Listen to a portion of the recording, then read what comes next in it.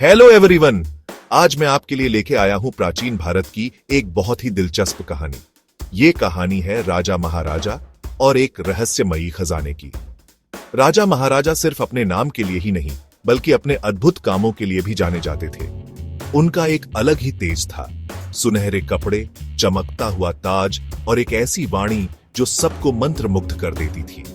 लेकिन उनकी जिंदगी में एक बड़ा रहस्य भी था। उनके पूर्वजों ने एक छुपे हुए खजाने के बारे में बताया था जो सदियों से एक गुप्त गुफा में दबा हुआ था।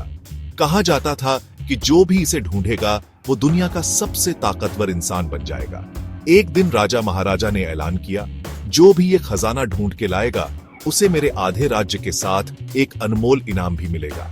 सबसे बहादुर योद्धा, ज्ञानी विद्वान और चतुर व्यापारी इसे ढूंढने निकल पड़े। महीने बीत गए लेकिन कोई भी कामयाब नहीं हुआ। तभी एक साधारण सा गडेरिया दरबार में आया। वो कोई राजकुमार या मशहूर योद्धा नहीं था, लेकिन उसकी आंखों में एक अलग ही दृढ़ निश्चय था।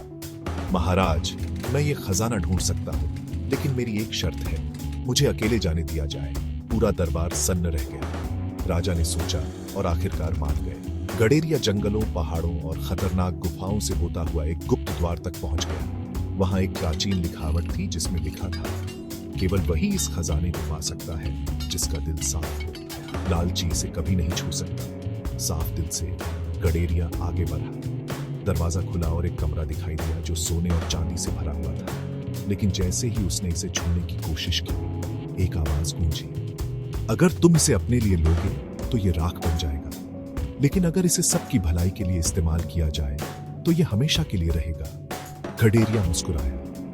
वो खजाना वापस राजा महाराजा के पास ले आया और उसे लोगों की भलाई के लिए समर्पित कर दिया। राजा बहुत प्रभावित हुए और उसे आधा राज्य दे दिया।